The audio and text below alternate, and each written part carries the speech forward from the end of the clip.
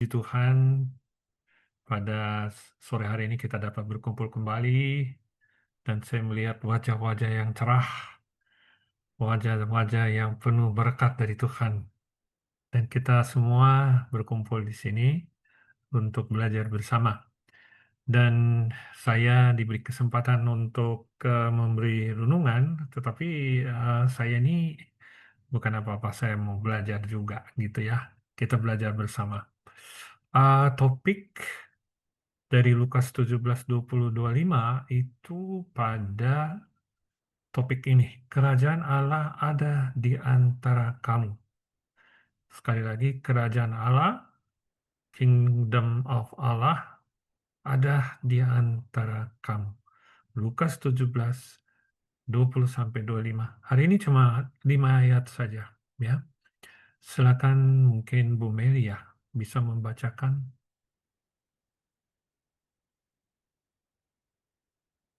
Oh, masih mute. Atas pertanyaan orang-orang Farisi, apabila kerajaan Allah akan datang, Yesus menjawab, katanya, kerajaan Allah datang tanpa tanda-tanda lahiriah.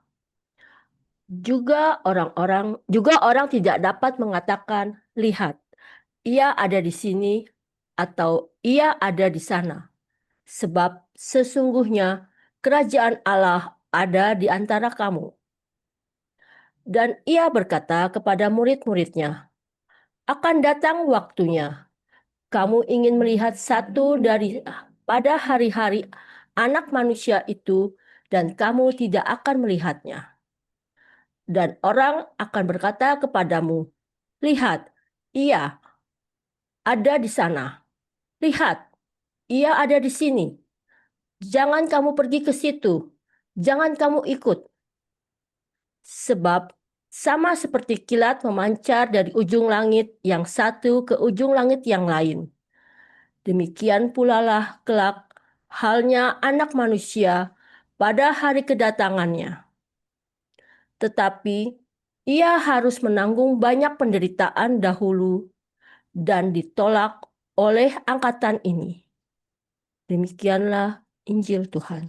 Baik, Bapak Ibu sekalian, terima kasih Bu Mary.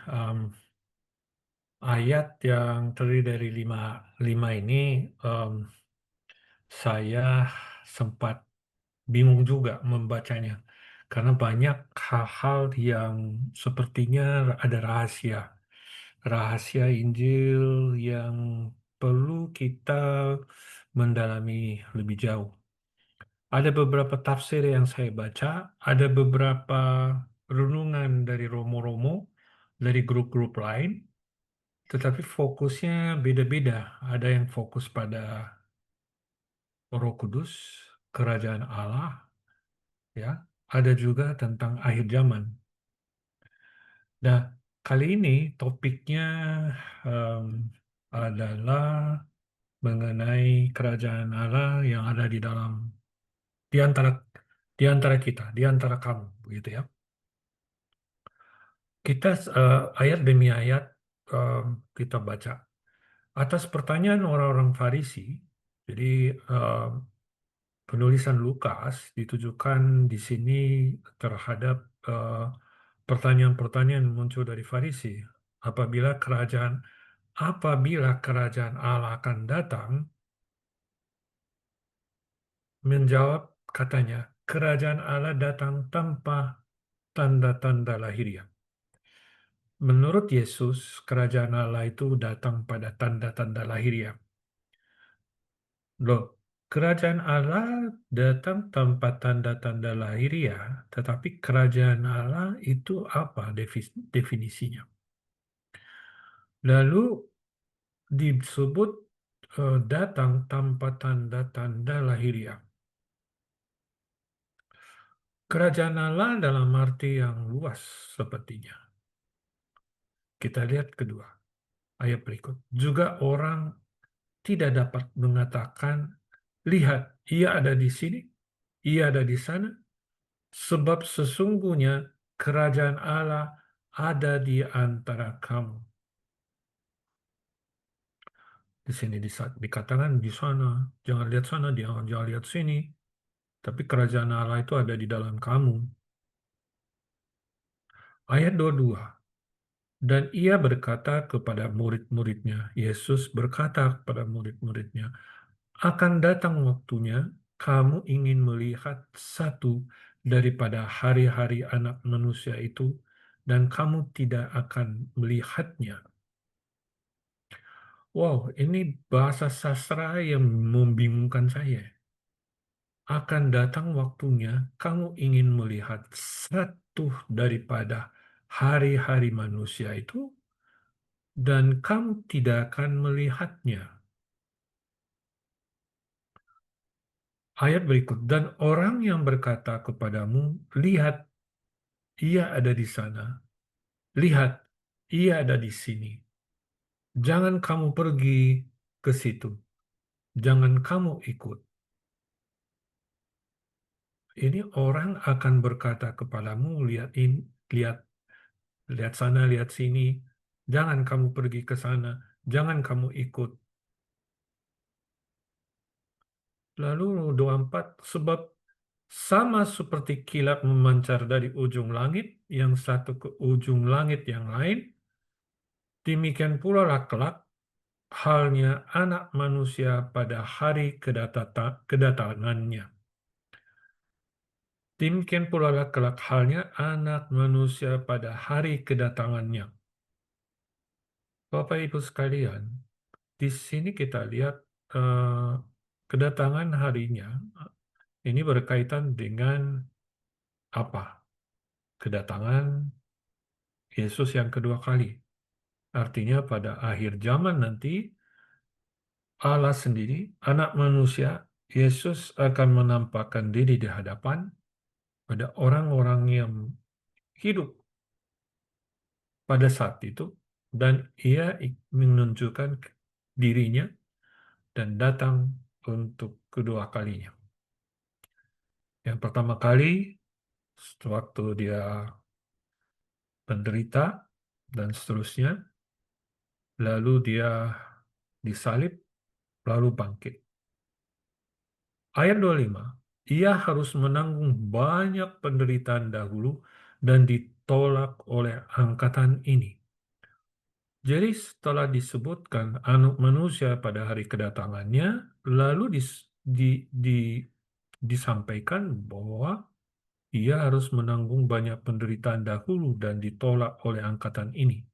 Kalau Yesus tidak mengikuti kehendak Allah untuk disalib, untuk menderita yang kita ikuti jalan salib tadi, juga kita bisa merenungkan betapa beratnya penderitaan yang dia alami. Orang Farisi dan rasul-rasul melihat penderitaan itu sebagai penderitaan manusia, di mana dia dianggap sebagai Mesias manusia yang sebagai gantinya Daud. Loh, kok dia harus menderita seperti itu, yang pedih, dan sebagainya. Para rasul itu mencar kemana-mana. Nggak tahan melihatnya. Bingung mereka semua. Tapi Yesus memiliki visi atau misi untuk mengikuti apa kata Allah Bapa di surga. Apa yang menjadi kehendaknya adalah untuk menanggung dosa asal manusia.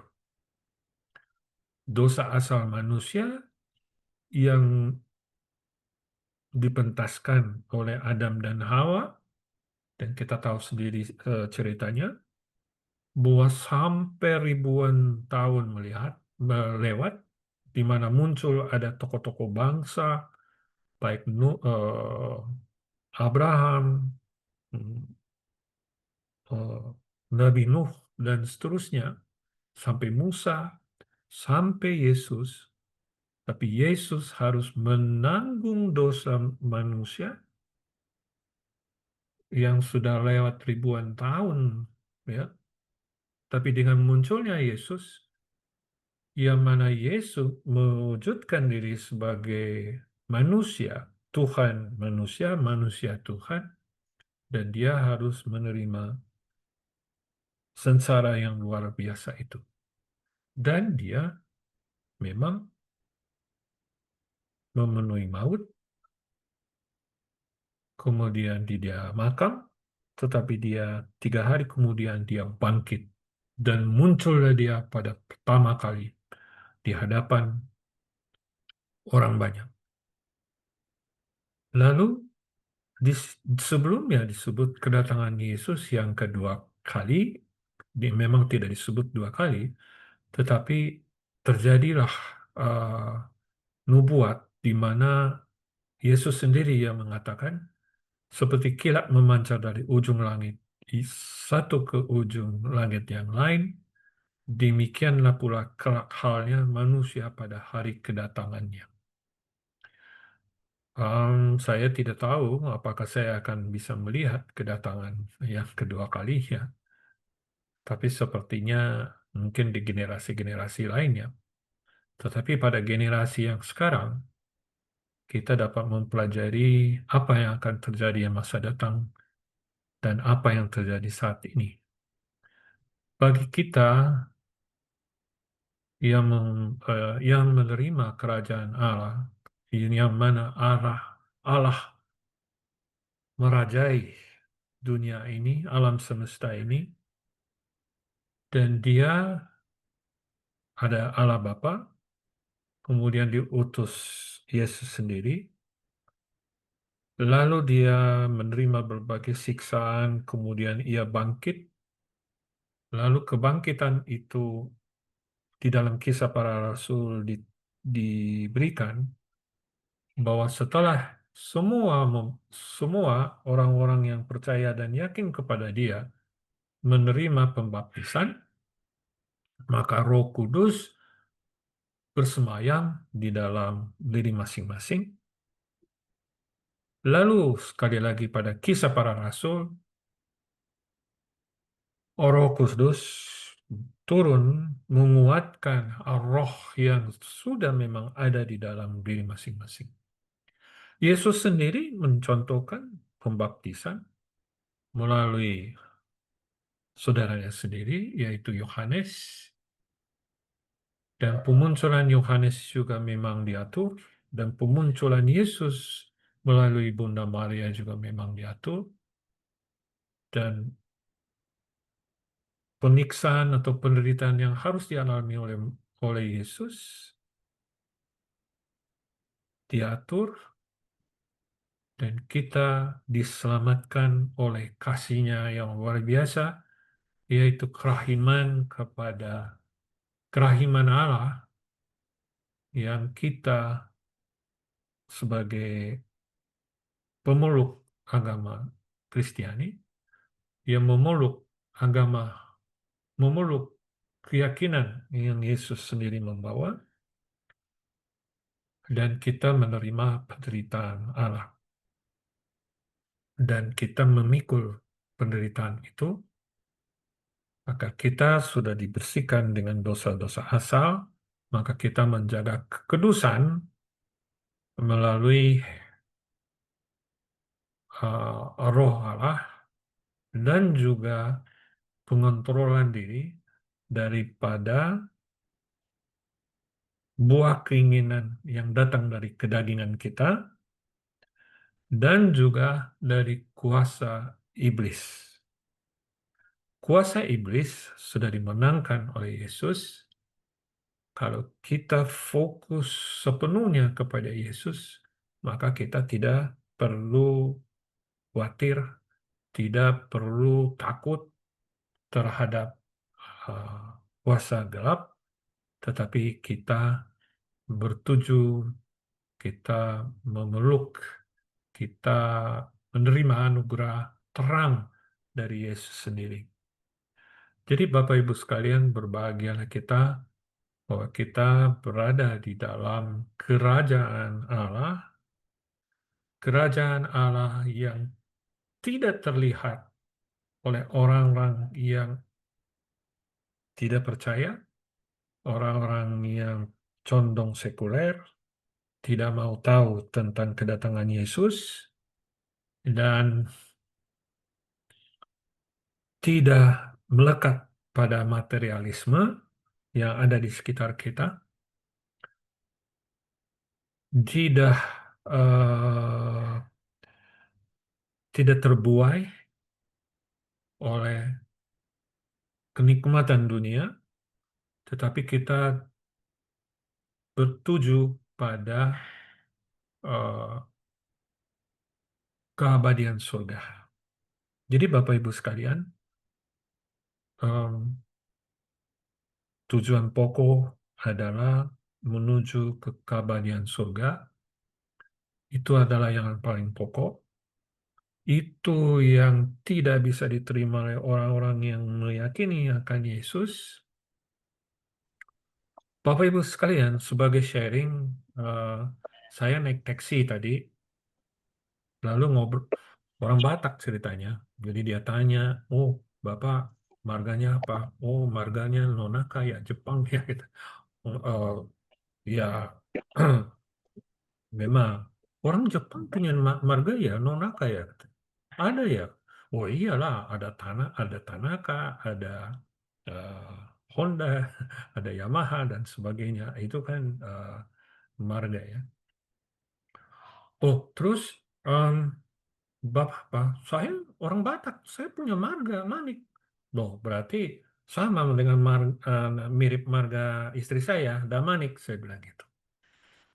Ya itu ngadul-ngidul cerita marga. Lalu dia cerita, oh Bapak punya cucu, ya, saya dalam keadaan saya apa namanya menuju ke sekolahan bersama cucu-cucu saya. Dia menceritakan tentang kebahagiaan yang saya alami karena saya punya anak tiga, terus cucunya sudah empat, sekarang ngurus cucu-cucu. Oh, bapak sudah menjadi opung, saya panggilnya opung aja ya katanya. Oke, ya boleh terserah. Tapi bapak mendapatkan kebahagiaan luar biasa.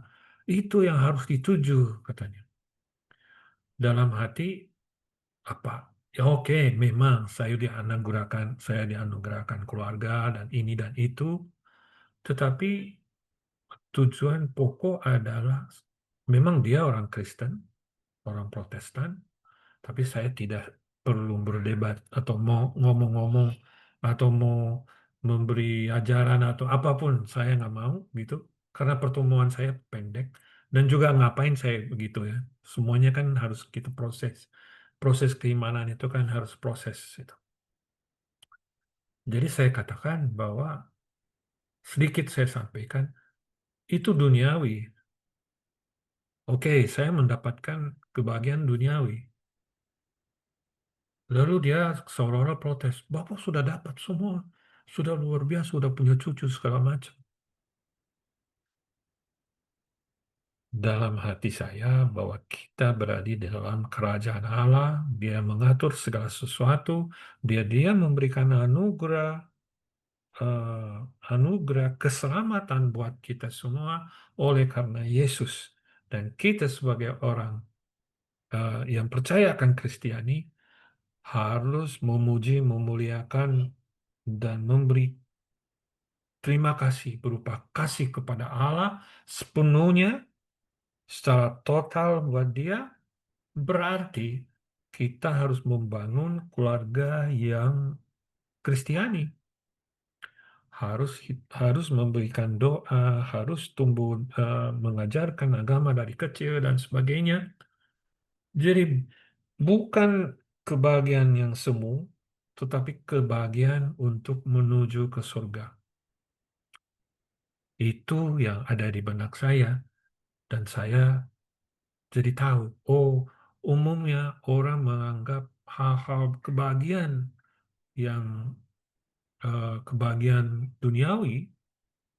Tapi buat saya itu memang anugerah, tetapi bagaimana cucu-cucu saya ataupun keturunan saya, anak-anak saya, kemudian juga saya memberikan doa kepada orang-orang yang eh, telah mendahului kita, para arwah-arwah November ini kan bulan boleh dibilang bulan apa arwah nasional ya, November ya. Kita harus memberikan hormat, kita memberikan doa kepada mereka. Kalau memang apabila mereka masih ada di api penyucian, kita memohon dia dilepas. Apabila sudah berada di surga, kita memohon mereka mendoakan kita. Bapak Ibu sekalian, kesimpulannya, mungkin saya pergi ngadul ngidul ke sana kemari, tetapi kerajaan Allah itu ada di dalam kerajaan Allah. Allah yang meraja itu ada di mana-mana. Dia multidimensi.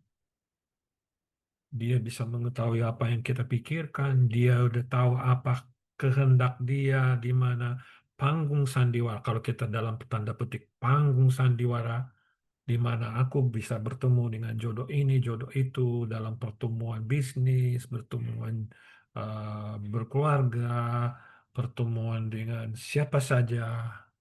Itu semua diatur dan di situ ada hikmah kebijaksanaan yang ingin disampaikan buat kita agar kita tumbuh hari demi hari menuju ya perziarahan hidup, menuju perziarahan batin yang Tuhan menciptakan segalanya, tetapi kita tetap konsisten fokus pada keabadian surga. Bapak Ibu sekalian, hal itu saya dapat pemikiran pemahamannya itu setelah puluhan tahun.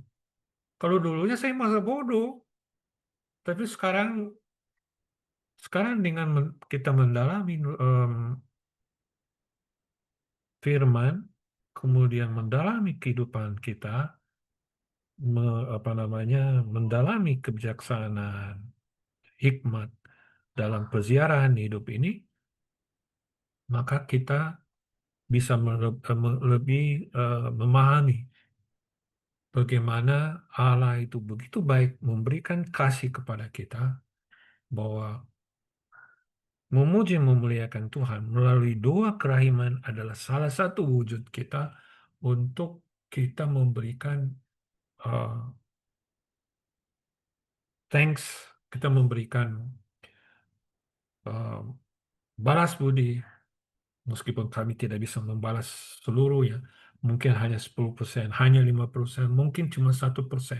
Tetapi kita berusaha, kita masuk dalam apa namanya jam kerahiman ini, memasukkan diri dalam lautan kerahiman ilahi dan begitu luas karena kematian Yesus, karena kebangkitan Yesus, karena kita melihat gambar Allah di hadapan kita dan kita berdoa, kita bisa berdoa korongka. Saya nggak mau menggunakan kata devosi karena apa namanya Bapak Stefan Lex koreksi, kita bukan devosi, Murid. tapi kita menjadi murid betul, murid-murid kerahiman Allah.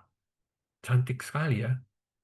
Itu pun Bapak Stefan Lex butuh puluhan tahun untuk mendalam. Bukan sekedar devosi, bukan sekedar kalau devosi itu kan kalau kita serak, kita mood di Rosario, Maria, Bunda Maria, kita doa.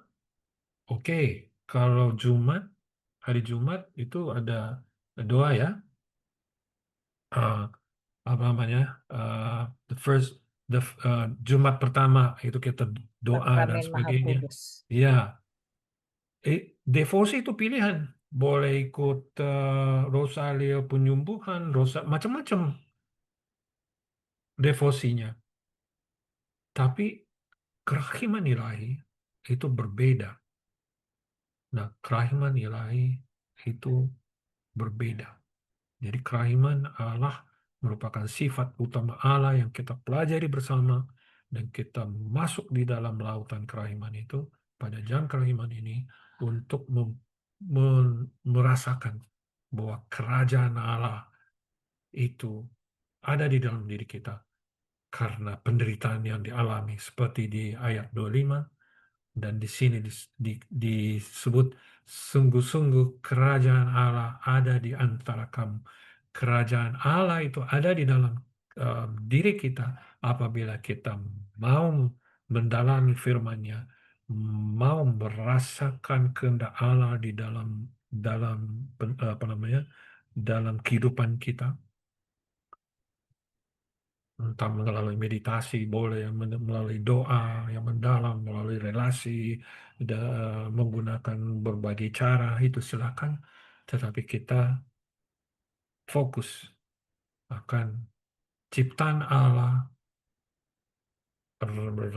Allah yang merajai dunia ini. Dia menciptakan segala sesuatu buat kita untuk memuji memuliakan Dia.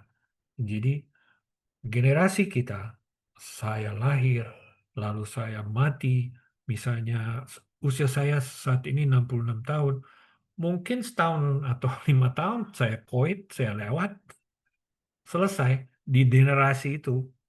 Tetapi kita harus meneruskan apa yang Allah ingin menyampaikan ke kita dan sebisa mungkin menyampaikan juga kepada keturunan-keturunan kita agar generasi berikutnya turun-temurun menyampaikan hal tersebut.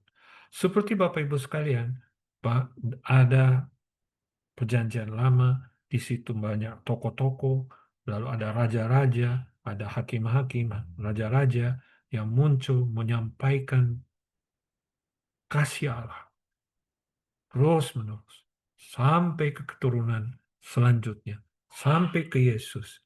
Dengan Yesus masih ada di generasi-generasi berikutnya. Para rasul, mereka sebar evangelisasi ke dunia yang main-main, ke sana kemari, bukan main-main, ke sana kemari ya. Lalu dia sebar dan Bapak Ibu sekalian, generasi kita tidak harus menderita seperti dulu.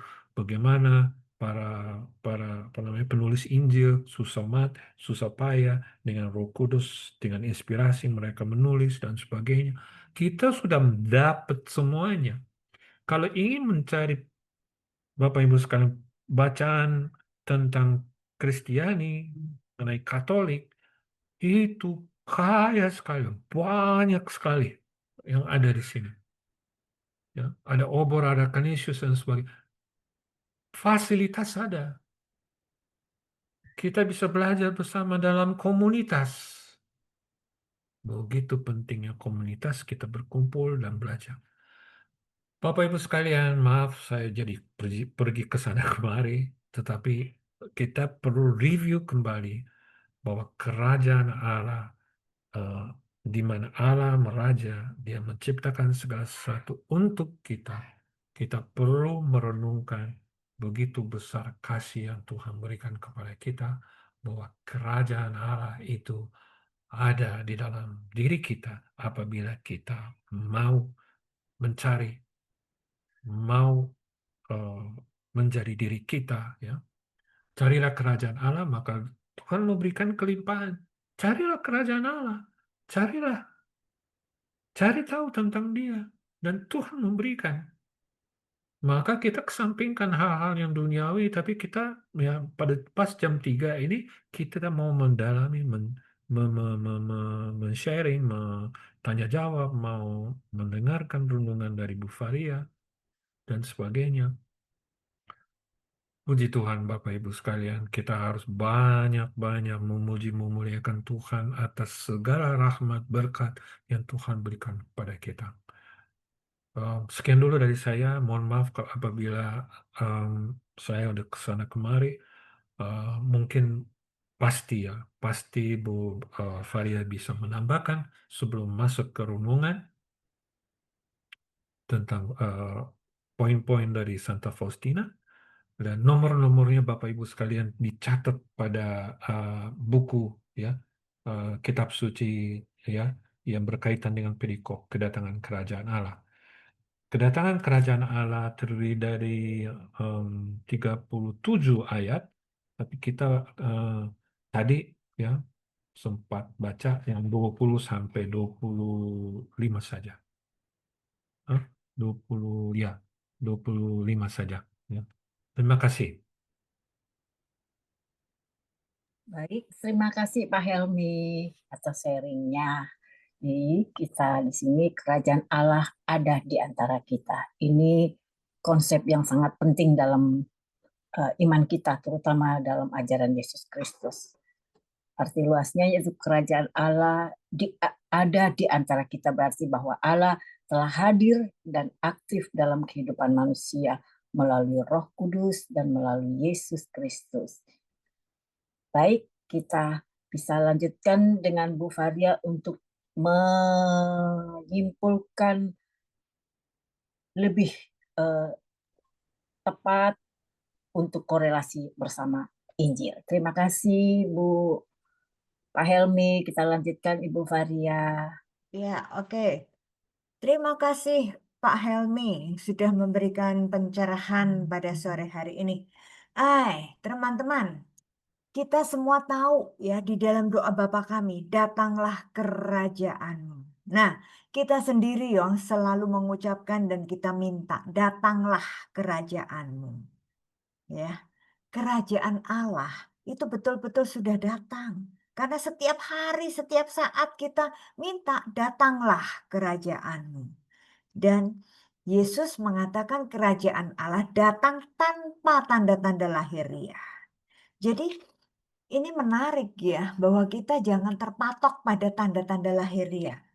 Oh, Yesus menampakkan diri loh, saya ngelihat ada di dinding ya. Dulu tahun berapa itu ya, kita dihebohkan dengan penampakan Yesus, wajah Yesus ada di dinding ya. Kalau saya nggak salah itu waktu itu di keramat berapa gitu, ada tuh. Semua orang datang berbondong-bondong ya.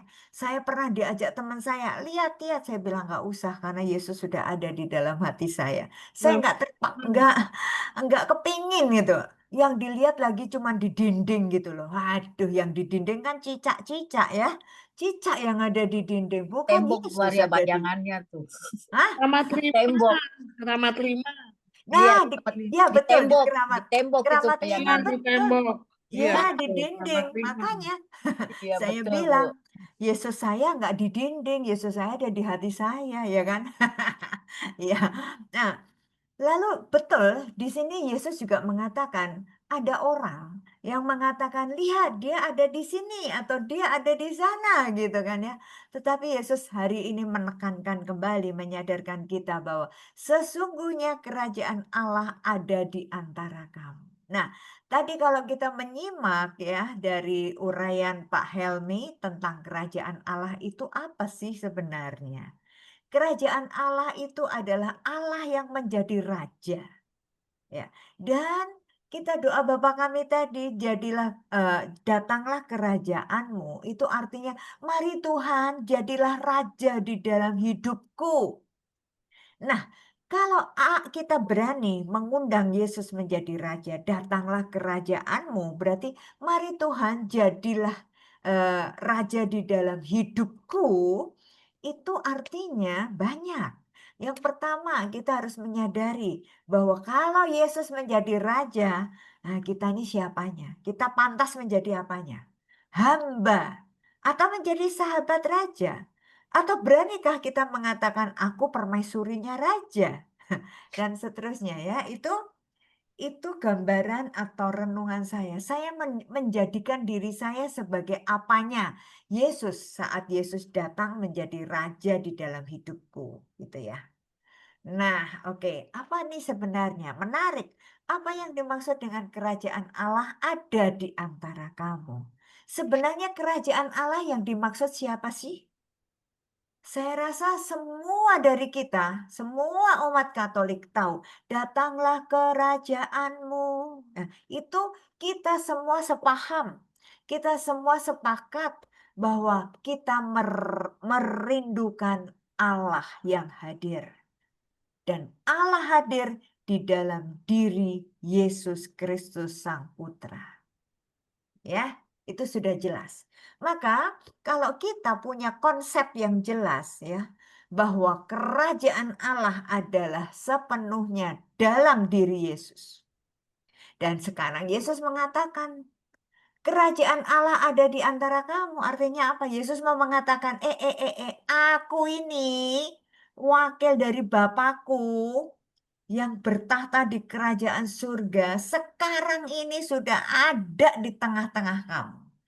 Aku sudah hadir di antara kalian. Ini jelas. Yesus mengatakan apa?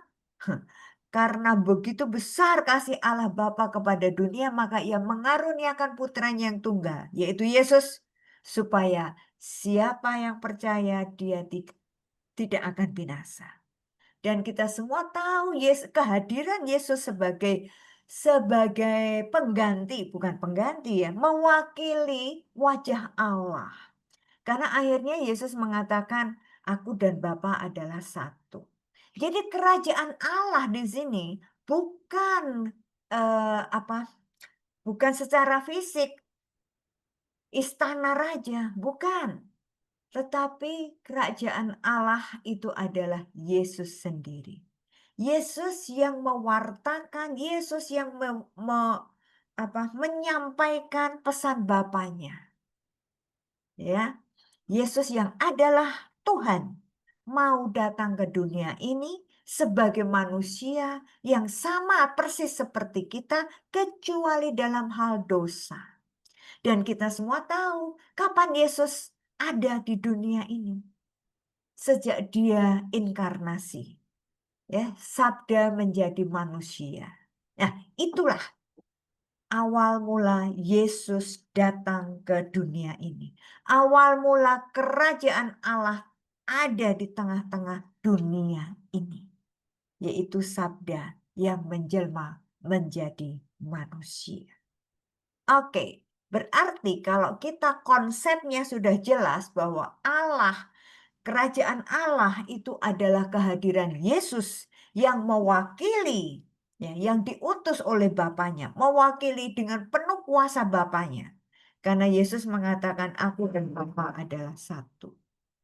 Nah, jadi mari kita merenungkan hal ini dengan sungguh-sungguh.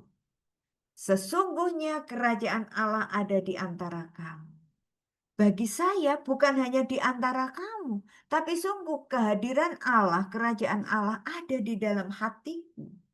Ada nih di dalam hatiku. Saya bukan hanya melihat di antara teman-teman ada Yesus, tapi di dalam diriku juga ada Yesus. Nah, apa maksudnya lagi di sini bahwa Yesus ada, kehadiran Yesus ada di antara kita? Ini mau kembali lagi berfokus, Yesus seolah-olah mau mengatakan, kalau kamu melihat saudaramu, kalau kamu melihat orang-orang siapapun itu yang ada di sekeliling kamu, di sana juga ada aku.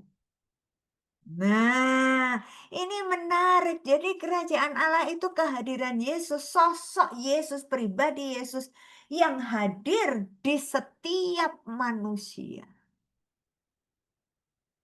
Ini kita mengacu pada proses penciptaan. Ya kan? Pada mulanya Allah menciptakan segala sesuatu dan khususnya menciptakan manusia dengan menghembuskan nafasnya. Setiap manusia ada roh Allah dan akhirnya Allah mengatakan bahwa manusia dibentuk segambar dengan dirinya.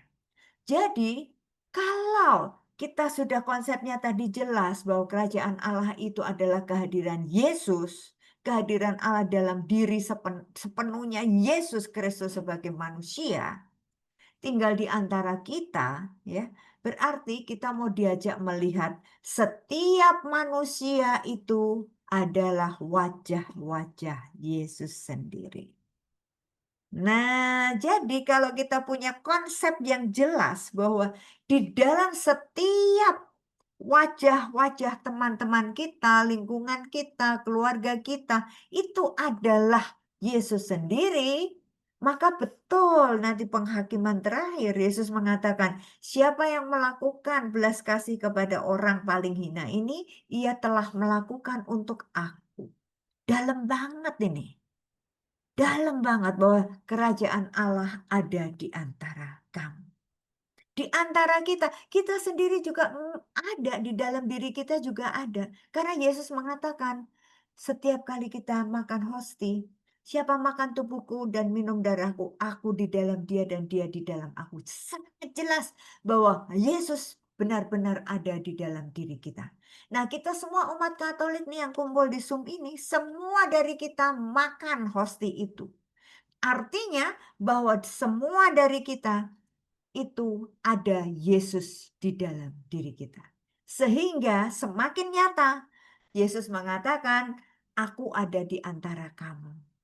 Ya pasti, karena dari kita semua ini, umat Katolik ya, terutama yang setia setiap hari Kamis kumpul di Zoom ini, itu di wajahmu ada wajah Kristus. Di wajah Pak Tony, walaupun jauh dari saya, dia di Tegal, ada wajah Kristus. Ya kan? Di wajahnya Ibu Tin dari Solo, juga ada wajah Kristus. Jadi betul sekali di sini bahwa Yesus ada di antara kita. Kehadiran Yesus ada. Dan Yesus selalu menyatakan dirinya di dalam setiap pribadi yang percaya kepadanya. Nah, oke. Semakin jelas ya, semakin jelas kehadiran Yesus di sini. Semakin jelas apa yang dimaksud kerajaan Allah. Allah yang menjadi raja di dalam hidup kita. Kalau Allah menjadi raja, artinya kita harus tunduk pada kehendaknya. Siapa saja yang melakukan kehendak Allah dengan setia, itu artinya kita juga hidup kita semuanya dipenuhi dengan wajah Allah. Kalau kita melakukan kehendak Allah, artinya kita juga menyatakan, mewartakan kerajaan Allah sudah datang di antara kita semua. Nah, menarik ya, menarik banget. Saya sungguh-sungguh bersyukur bahwa saya bisa mendapat pencerahan tentang kerajaan Allah sedemikian jelas gitu. Buat saya keren. Baik, kita sekarang lihat apa yang ditulis dalam buku harian Santa Faustina. Ya, sekalipun di sini sudah sering 1784 ini saya rasa sudah beberapa kali muncul dan kita bahas, tetapi saya nggak pernah bosan. Baik, siapa yang mau membacakan? Silahkan. Buka mic-nya.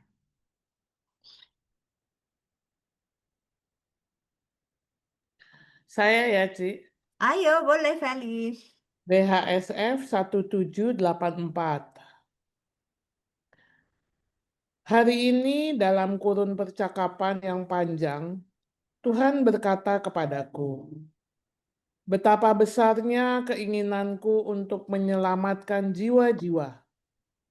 Juru tulisku yang terkasih, tulislah bahwa aku ingin mencurahkan kehidupan ilahiku ke dalam jiwa-jiwa manusia dan mengkuduskan mereka, asal saja mereka mau menerima rahmat-Ku.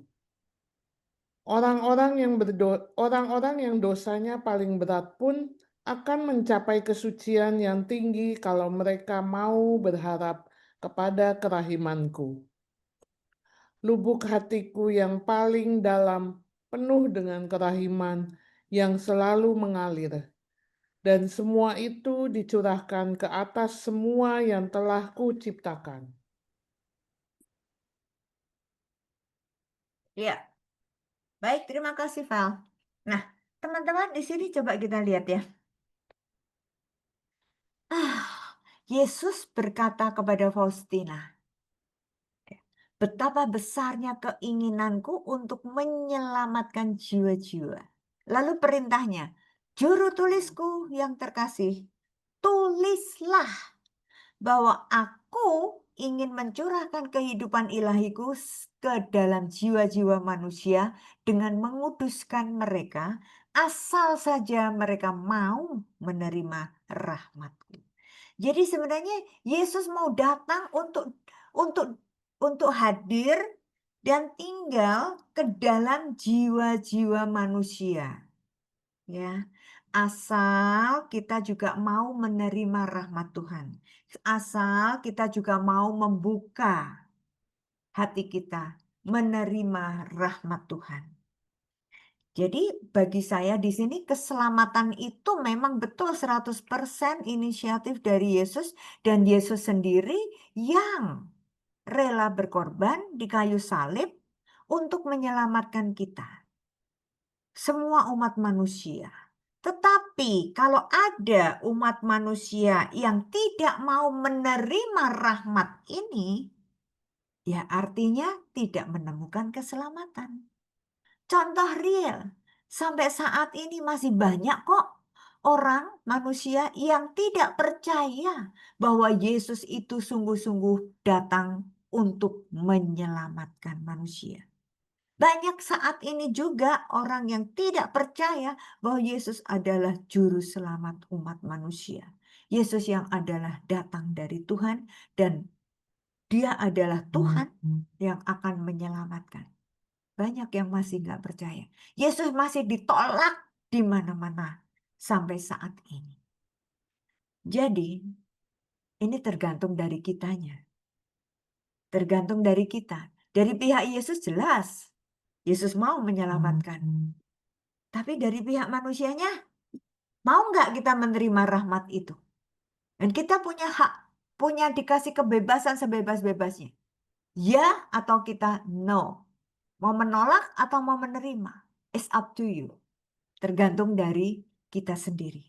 Tapi saya yakin teman-teman kita yang ada di Zoom ini dan semua umat yang ada di gereja itu pasti menerima, membuka hati, percaya bahwa Yesus sungguh-sungguh juru selamat yang datang untuk menyelamatkan manusia.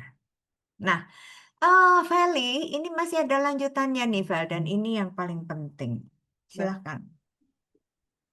Kesukaanku adalah bekerja di dalam jiwa manusia, memenuhinya dengan kerahimanku dan menyelamatkannya. Kerajaanku di bumi adalah kehidupanku dalam jiwa manusia. Tulislah juru tulisku bahwa aku sendiri adalah penuntun rohani bagi jiwa-jiwa. Aku menuntun mereka secara tidak langsung lewat imam. Dan setiap orang kutuntun kepada kesucian lewat jalan yang hanya aku sendiri yang tahu. Yes, terima kasih, Feli. Teman-teman, ini penting ya. Yesus sendiri mengatakan, kesukaanku adalah bekerja di dalam jiwa manusia. Yesus itu datang di dalam jiwa kita masing-masing, di dalam jiwa setiap manusia. Datang bukan untuk diam-diam saja, tetapi Yesus datang bekerja. Bekerja itu adalah aktif. Yesus yang selalu aktif. Bekerja di dalam jiwa manusia. Memenuhinya dengan kerahimanku dan menyelamatkannya. Jadi kalau ada orang Jawa yang mengatakan sampai sekarang Gusti mboten sare. Yesus Allah tidak pernah tidur. Karena apa? Dia selalu bekerja di dalam jiwa manusia. Dan kerahiman Allah, rahmat kerahiman Allah itu tercurah di dalam setiap jiwa yang mau menerima rahmat itu.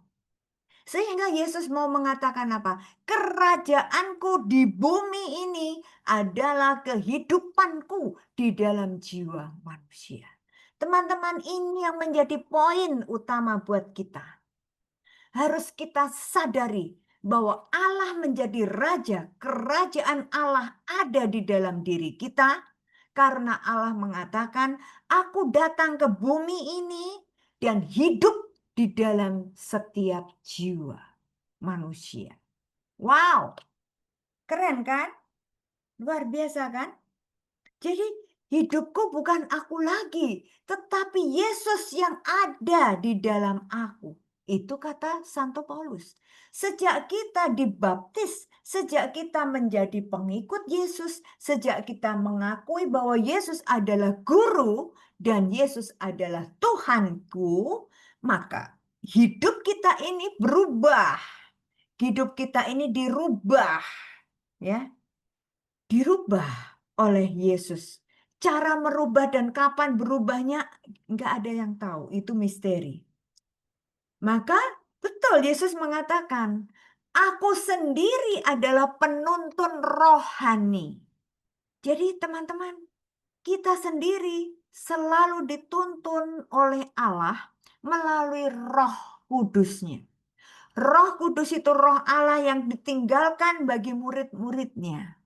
Dan sampai saat ini, Yesus yang ada di dalam jiwa kita itu tidak tidur, terus bekerja, dan bekerja. Maka bagaimana kita bisa merasakan kehadiran Allah? Kuncinya satu, apabila kita sungguh-sungguh mengikuti tuntunan Tuhan. Hidupku bukan aku lagi, tetapi Dia yang ada di dalam aku. Dan Yesus sendiri mengatakan, aku sendiri adalah penuntun rohani bagi jiwa-jiwa. Aku menuntun mereka secara tidak langsung lewat imam. Jadi bisa kita dituntun lewat imam. Karena imam, romo, pastor itu adalah mempelai Kristus. Yang namanya mempelai itu satu hati. Belahan jiwa, ya kan? Kekasih jiwa. Jadi Yesus memakai para imam untuk menolong kita, untuk menjadi kepanjangan tangan Tuhan. Maka kita nggak boleh sembarangan sama romo. Ya, kita harus melihat siapa itu pastor. Pastor adalah belahan jiwanya Yesus. Yesus menyampaikan segala sesuatu pengajarannya melalui pastor, melalui imam. Dan kata Yesus, setiap orang kutuntun kepada kesucian lewat jalan yang aku sendiri yang tahu. Tetap Yesus adalah misteri. Dan kita seringkali tidak menyadari bahwa sampai saat ini kita berada di tahap ini adalah karena tuntunan Tuhan. Ya. Jadi teman-teman, menarik di sini ya. Kerajaanku di bumi adalah kehidupanku di dalam jiwa manusia. Yesus yang hidup dan tinggal dan bekerja di dalam diri kita masing-masing. Di dalam setiap manusia yang mau membuka hati, yang mau menerima rahmat, yang mau kerjasama dengan Roh Kudus-Nya yang selalu menuntun. Yesus menuntun setiap langkah kita, tapi kita juga harus membuka diri, kita juga harus menyambut tangan Tuhan yang senantiasa menuntun. Harus ada kerjasama antara kita dan Roh Kudus yang selalu menuntun kita, yaitu Allah sendiri, Yesus sendiri. Jadi perhatikan baik-baik di sini. Kerajaanku di bumi adalah kehidupanku dalam jiwa manusia. Pertanyaannya sekarang, apakah sungguh kita bisa merasakan, sudah sungguh-sungguh menyadari bahwa di dalam jiwaku ada Yesus yang hidup? Bukan Yesus yang mati, tapi Yesus yang sudah bangkit dan hidup kekal abadi di dalam diri kita. Hidupmu bukan aku lagi, hidupku bukan aku lagi, tapi Yesus yang ada di dalam aku. Sungguh luar biasa teman-teman. Yesus sendiri mengatakan bahwa Dia adalah penuntun rohani bagi kita semua. Maka kerajaan Allah betul-betul hadir di tengah-tengah kita. Nah, sekarang kita lihat berikutnya. Yuk, 854, silahkan.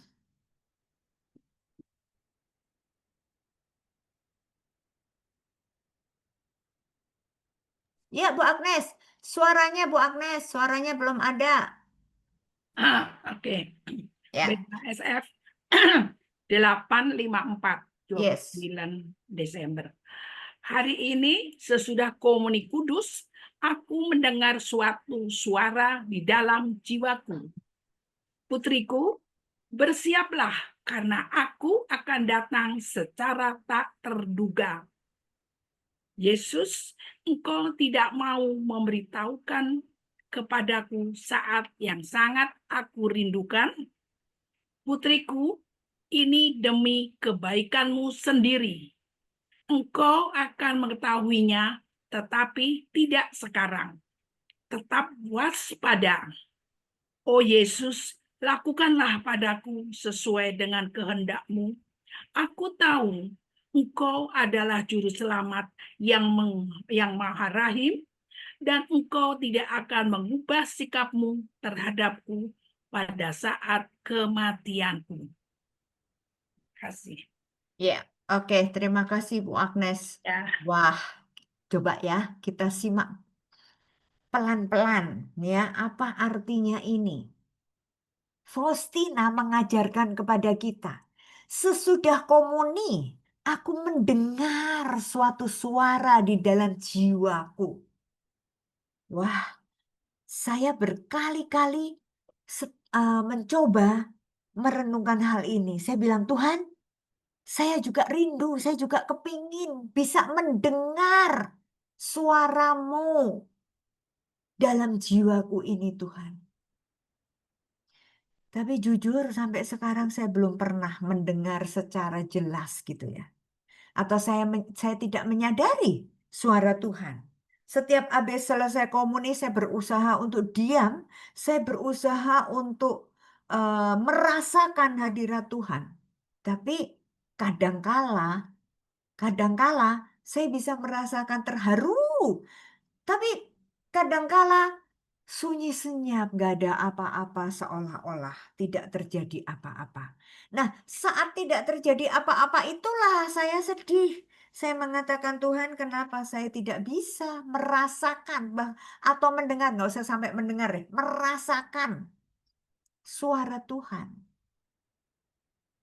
Tapi ada pernah satu peristiwa terjadi dan sampai saat ini saya masih ingat bahwa Yesus meneguhkan apa yang sedang saya pergumulkan. Ada satu masalah pergumulan di dalam batin saya, dalam masalah kehidupan saya, dan setelah komuni saya menemukan jawabannya. Nah, itu mungkin yang dikatakan bahwa mendengar suara dalam jiwaku.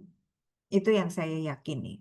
Tapi jujur tidak setiap kali saya terima komuni itu saya bisa mendengar atau menemukan sesuatu dari Tuhan. Artinya berarti ini introspeksi buat saya. Berarti pada saat itu saya nggak full konsentrasi. Mungkin pikiran saya nyabang kemana-mana. Nah, iya kan? Nah, sekarang kita lihat apa yang dikatakan oleh Yesus pada Faustina. Putriku, bersiaplah karena aku datang secara tak terduga. Nah, untuk bersiap-siap, artinya apa yang harus kita siapkan? Yesus mengatakan bersiaplah karena aku datang secara tak terduga. Teman-teman di sini, kedatangan Yesus ya, aku akan datang secara tak terduga. Itu jangan dipersempit pengertian kita bahwa Yesus akan datang menjemput kita yaitu masa kematian. Tidak hanya itu saja. Bukan hanya itu yang dimaksudkan di sini. Aku akan datang secara tak terduga.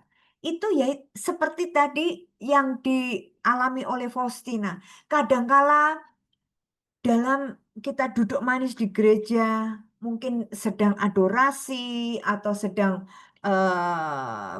hening bercakap-cakap dengan Tuhan atau sekalipun sedang mengikuti ekaristi. Itu tadi yang saya katakan, ada saatnya kita merasa terjamah, sungguh dekat dan merasakan hadirat Tuhan. Dengan tanda-tanda lahiriah yang kita alami, bisa nangis, bisa rasanya senang banget, bisa rasanya terharu banget. Itu tanda-tanda lahiriah yang kita asumsikan kehadiran Tuhan. Tetapi di sini Yesus mengatakan, kamu harus tetap siap sedia karena aku datang secara tak terduga. Jadi kehadiran Tuhan itu tidak pernah tidak pernah apa itu namanya ya? Spektakuler gitu ya. Tetapi kita harus melatih. Nah, ini dia. Dari pihak kita harus melatih bagaimana caranya supaya kita bisa mengerti, bisa tahu kapan Yesus hadir. Itu perlu latihan dalam meditasi. Semakin kita dekat dengan Tuhan, semakin kita bisa merasakan kesatuan dengan Tuhan, itu artinya kita bisa betul-betul menikmati kehadiran Tuhan. Lalu di sini Yesus mengatakan, putriku, ini demi kebaikanmu sendiri. Engkau akan mengetahuinya tetapi tidak sekarang. Yesus mengatakan enggak sekarang, ini masih rahasia, ini masih misteri. Tapi pesannya adalah tetap waspada, berjaga-jagalah, berjaga-jagalah. Terus, artinya kita jangan sampai lengah. Ya, jangan sampai kita terjerumus meninggalkan ajaran Tuhan. Jangan sampai kita jatuh dalam dosa yang berat.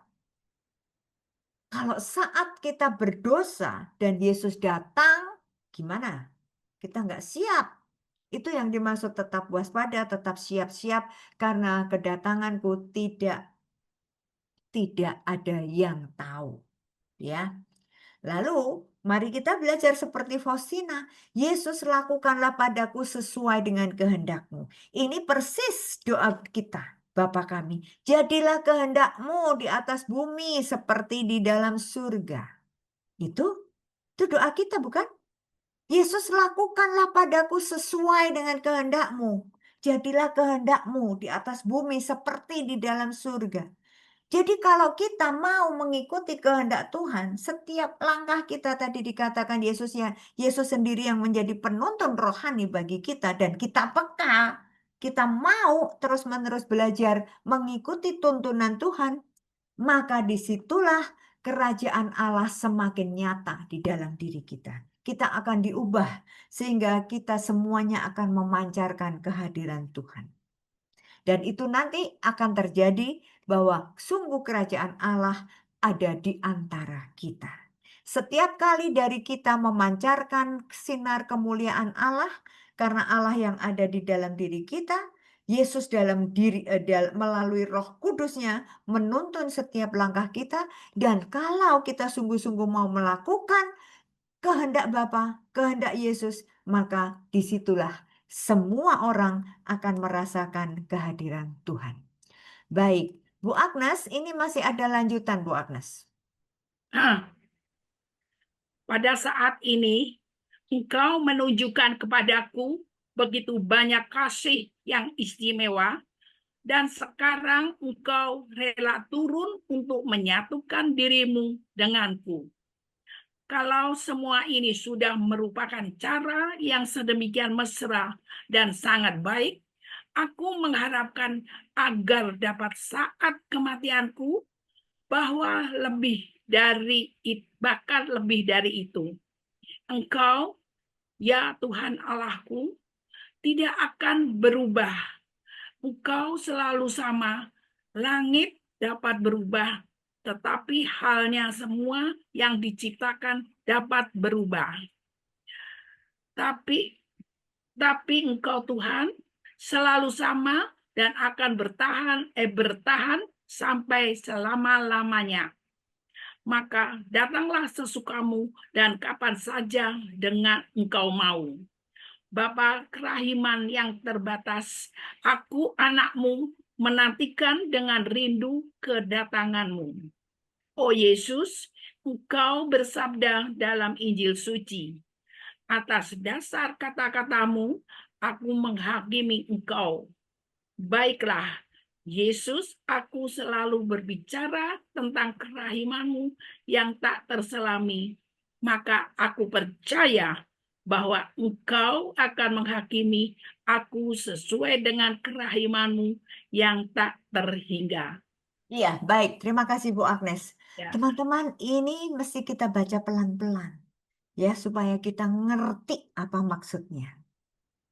Ya, Faustina ini memang luar biasa ya. Faustina itu selalu menggambarkan kedekatannya dia dengan Tuhan.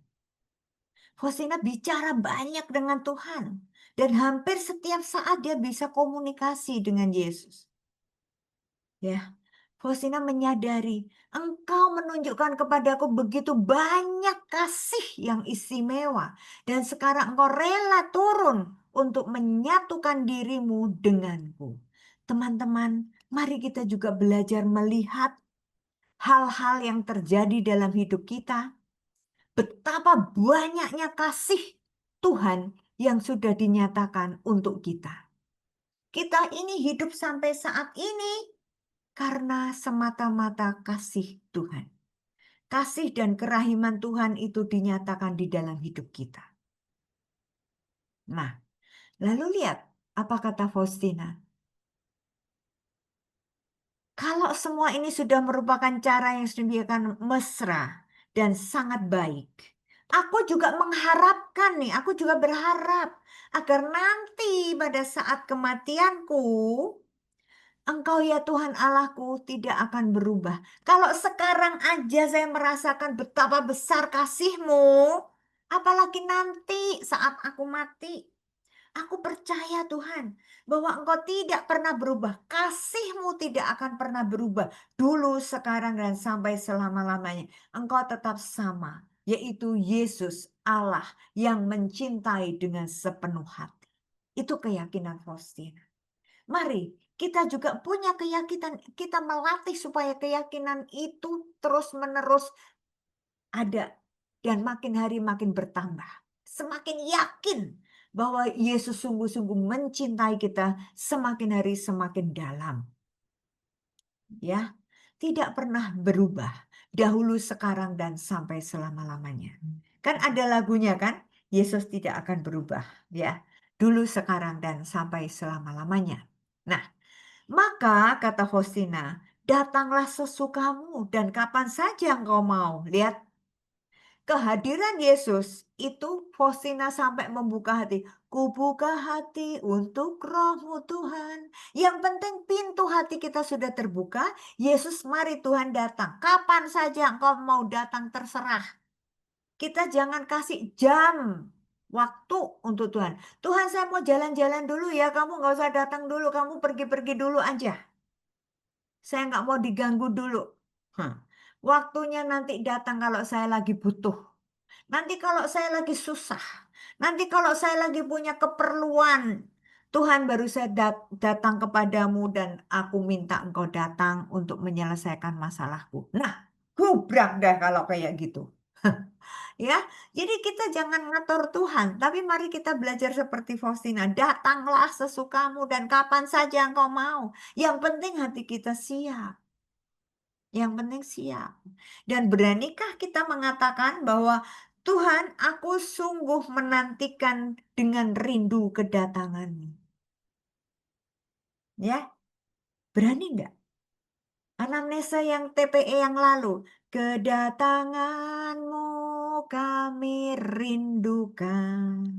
Benar-benar kita merindukan apa enggak? Atau kita mengatakan, Tuhan, Tuhan jangan datang dulu Tuhan. Saya masih belum puas untuk menikmati kerajaan dunia. Padahal kita doanya selalu datanglah kerajaan-Mu di atas bumi seperti di dalam surga. Kita mengharapkan Yesus yang datang sebagai wakil Allah, ya. Yesus yang membawa kuasa Bapanya, Yesus yang bertahta di kerajaan surga, kerajaan Bapanya, rela turun ke dunia untuk menjadi sama seperti kita manusia, ya. Dan mau tinggal bersama kita. Mau tinggal di dalam hati kita. Wow, hebat kan? Ya, oke.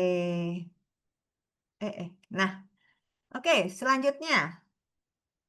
Sewat. Yuk, Bu Vero. Ya. BASF 1589. Aku tidak tahu, oh Tuhan, kapan Engkau akan datang, karena itu sebagai mempelai pilihan-Mu. Aku terus berjaga dan mendengarkan, sebab aku tahu Engkau senang datang secara tak terduga.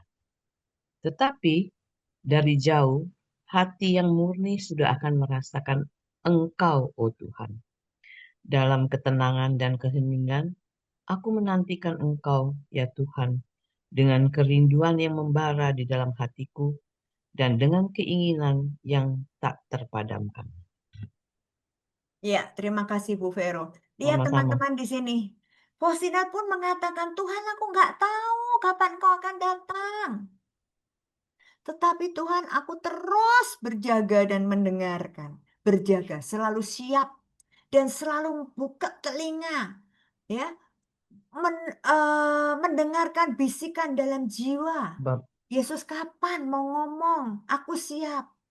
Tuhan, aku siap mendengarkan setiap sabdamu. Aku tahu engkau senang datang secara tak terduga. Maka kita harus berjaga-jaga, jangan sampai lengah. Tetapi dari jauh, hati yang murni sudah akan merasakan engkau ya Tuhan. Nah, kuncinya di mana? Hati yang murni. Hati yang murni itu seperti apa? Hati kita harus benar-benar tidak ada motivasi apapun. Jangan ada apa-apanya untuk dekat dengan Tuhan, untuk bersatu dengan Tuhan. Ya, jangan hanya karena kepentingan kita sendiri, ego kita sendiri, ada apa maunya saya, maka kita mengharapkan Tuhan datang. Kalau lagi senang-senang, Tuhannya diusir. Tuhan, Tuhan, tolong Tuhan, jangan ganggu aku dulu Tuhan. Aku masih mau senang-senang sama teman-teman. Aku masih ini, masih itu, dan seterusnya. Tetapi Faustina mengajarkan kepada kita, aku terus berjaga dan mendengarkan. Ya. Lalu dalam ketenangan dan keheningan aku menantikan engkau. Jadi kita melatih diri untuk merasakan kehadiran Tuhan itu dengan silensium, dengan ketenangan dan dengan keheningan. Karena orang yang tenang, orang yang duduk manis, gak usah pikir kemana-mana, kita bisa berserah kepada Tuhan. Tenang itu jangan takut, jangan khawatir dengan apapun. Itu orang yang tenang.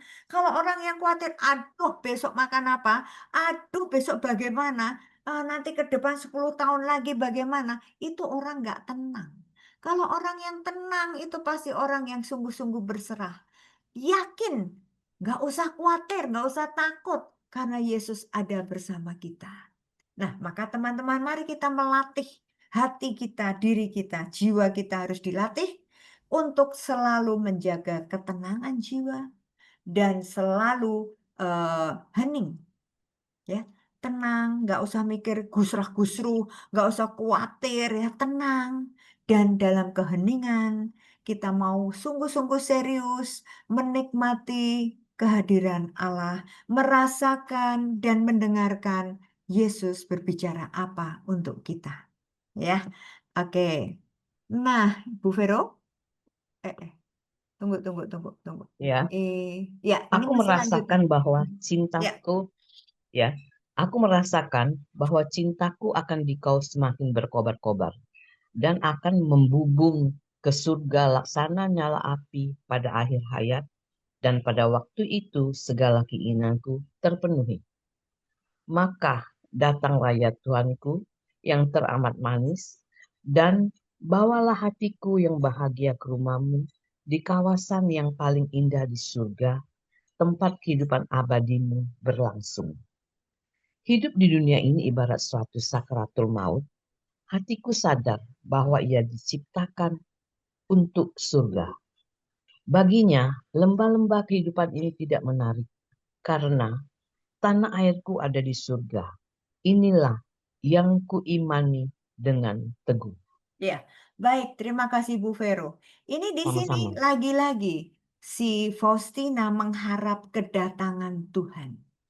Ya, datanglah ya Tuhanku yang teramat manis, dan bawalah hatiku yang dahaga. Dahaga itu yang merindukan, yang haus, yang pengen secepatnya untuk ke rumahmu di kawasan yang paling indah di surga. Wow. Dan Faustina menyadarkan kita semua bahwa tanah air kita semua ada di surga. Rumah Surga. kita bukan di bumi, tetapi rumah kita nanti di surga. Seperti janjinya Yesus sendiri. Aku akan mendahului engkau ke rumah Bapakku dan akan menyiapkan tempat bagimu. Di mana aku berada, di situ juga kamu berada. Jadi tanah air kita itu nanti untuk kita hidup selama-lamanya, hidup bahagia bersama Yesus di surga. Di sini hanya sementara saja. Ya, maka kita tidak boleh terikat dengan hal-hal duniawi apapun itu. Oke? Nah, mungkin satu lagi. Ya, satu nomor lagi. Silakan. 15:48. BHSF 1548. 30 Januari 1938, rekoleksi 1 hari. Dalam meditasi, Tuhan memberitahukan kepadaku bahwa selama jantungku berdenyut dalam dadaku, aku harus selalu bekerja keras, menyebarkan kerajaan Allah di bumi. Aku harus bertempur demi kemuliaan ciptaku. Aku tahu bahwa aku akan dapat memberikan kepada Allah kemuliaan yang Ia harapkan dariku kalau aku setia bekerja sama dengan rahmat-Nya. Ya, baik. Terima kasih Bu Ana. Lagi-lagi di sini lihat, dalam meditasi, dalam keheningan, dalam ketenangan, Tuhan memberitahukan kepada Faustina. Apa? Selama kamu masih hidup, selama jantung kita masih berdenyut, katanya, Faustina harus bekerja keras untuk menyebarkan kerajaan Allah di bumi. Jadi teman-teman, ini semua tugas kita.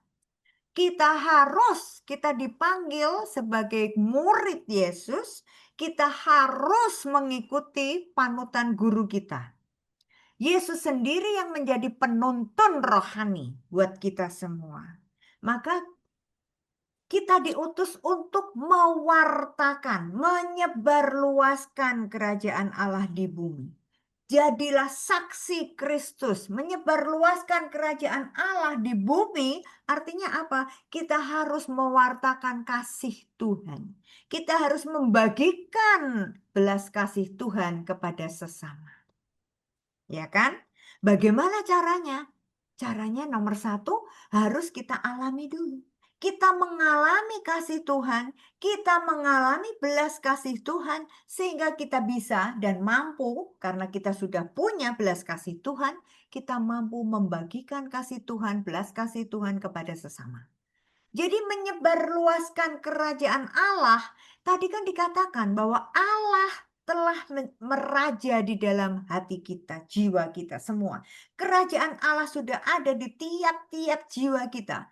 Maka sekarang tugas kita jangan dikip untuk kita sendiri, tetapi biarlah kerajaan Allah itu muncul, nampak, dan bagi orang-orang yang ketemu dengan kita bisa menimba, bisa mengambil rahmat seperti yang kita terima dari Tuhan. Kerajaan Allah, kasih, belas kasih Allah, kita wartakan, kita bagikan kepada semua orang. Lalu di sini lihat, Faustina mengatakan, aku harus bertempur demi kemuliaan penciptaku. Bertempur itu suatu kata kerja yang serius, harus benar-benar berani menghadapi perlawanan dari musuh-musuh. Dan kita semua tahu, kita adalah anak-anak terang. Tapi kegelapan, yang roh-roh yang ada di gelap, roh jahat, itu paling gak suka melihat semua manusia menjadi terang. Itu musuh bebuyutannya Allah. Maka ada orang yang mau berbalik, mau bertobat, itu serangan dari roh jahat itu banyak sekali. Maka inilah alasannya kenapa kita harus berpegang erat pada Yesus. Kita harus punya komunitas yang setiap saat bisa menguatkan iman kita. Jangan sampai kita ikut arus si jahat. Ya, maka Faustina mengajarkan kepada kita, mengingatkan kita harus bertempur melawan roh-roh jahat demi kemuliaan Allah Bapa Sang Pencipta. Nah, bukan demi kemuliaan kita. Jadi apa yang harus kita lakukan? Membagikan kasih Tuhan, belas kasih Tuhan. Itu bukan untuk kita dipuji orang. Bukan kita mau mendapatkan hadiah Nobel. Bukan. Tetapi supaya semua orang yang menikmati kerahiman Allah itu menjadi murid-murid Yesus. Nah, ini menyebarluaskan kerajaan Allah, ya. Dengan sistem multi level marketing. Saya menjadi downline-nya Tuhan, ya kan? Yesus itu yang menjadi di atas, saya menjadi anggota downline-nya, ya kan? Saya downline-nya Tuhan punya lagi anak buah lagi. Nah, saya punya downline lagi dan seterusnya dan seterusnya. Itu profesinya Bu Ana itu ya. Bu Ana nanti kalau ada waktu bisa sharing bagaimana menata sistem, menguatkan sistem downline itu supaya semakin kuat dan tujuannya satu, memuliakan Allah Sang Pencipta. Ya, jadi Faustina juga mengajarkan kita, aku tahu bahwa aku akan dapat memberikan kepada Allah kemuliaan yang Ia harapkan dariku kalau aku setia bekerja sama dengan rahmat-Nya. Teman-teman, kita tidak akan pernah berhasil berdiri sendiri, mengandalkan diri sendiri. Tetapi kita harus terus-menerus bekerja sama dengan rahmat Tuhan. Tanpa rahmat Tuhan, kita nothing, kita nggak bisa apa-apa. Ya, karena kebaikan itu mutlak berasal dari Tuhan. Kita bisa baik karena memang kebaikan itu ditanamkan di dalam hati kita, dalam jiwa kita sejak awal kita lahir di dunia. Nah, inilah kerajaan Allah adalah kebaikan, belas kasih Allah, dan itu sudah ditanamkan di dalam setiap jiwa dari kita semuanya sebagai murid-murid Yesus. Maka dikatakan sungguh nyata kerajaan Allah sudah ada, sudah datang, sudah hadir dan nyata di antara kita. Amin. Semoga kita semua semakin menyadari bahwa kita adalah kepanjangan tangan Tuhan. Di dalam diri kita, dalam jiwa kita ada kerajaan Allah. Dan tugas kita menyebarluaskan kerajaan Allah di bumi. Bukan di surga nanti, bukan. Sekarang ini tugas kita semua sama-sama. Kita menyebarluaskan kerajaan Allah di bumi. Tetapi ingat, Faustina mengatakan apa? Harus kerja keras. Harus berani melawan pertempuran yang akan terus-menerus terjadi. Ya, karena roh jahat itu tidak pernah mau mengalah untuk mencapai cita-citanya, yaitu mencuri jiwa-jiwa milik Allah. Itu iblis. Ya, tapi kita harus percaya bahwa kita diberi kemampuan oleh Tuhan. Jangan takut dengan apapun juga karena aku menyertaimu sampai akhir zaman. Yang bekerja di dalam diri kita adalah roh Tuhan. Dan tadi dikatakan, aku yang akan memimpin setiap langkahmu. Keren. Motonya atau intinya adalah apa? Yesus engkau andalanku. Kita bekerja sama dengan rahmat Tuhan. Kita mengandalkan kekuatan Tuhan, bukan kekuatan kita sendiri. Maka tugas kita menyebarkan kerajaan Allah di bumi pasti akan berhasil. Karena bukan kita yang bekerja, tapi dikatakan tadi Yesus yang bekerja di dalam setiap jiwa. Amin. Oke, saya kembalikan Bu Ana. Baik, Bu. Iya.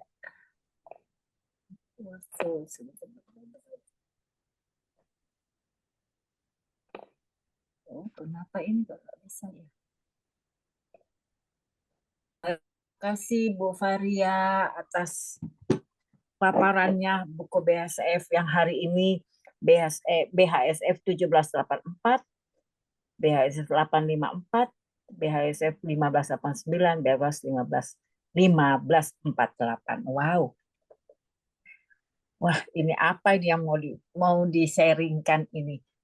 Kekuatan kerahiman kita yang sangat luar biasa. Memang kita perlu terus mengasah dan mewartakan, meyakinkan kepada sesama bahwa kerahiman ilahi itu sudah dijanjikan oleh Tuhan melalui Santa Faustina untuk kita semua. Jadi banyak sekali yang saya masih jauh dari sempurna, Bu Varia, tentang buku harian Santa Faustina, tetapi perlahan-lahan saya juga harus belajar dan bisa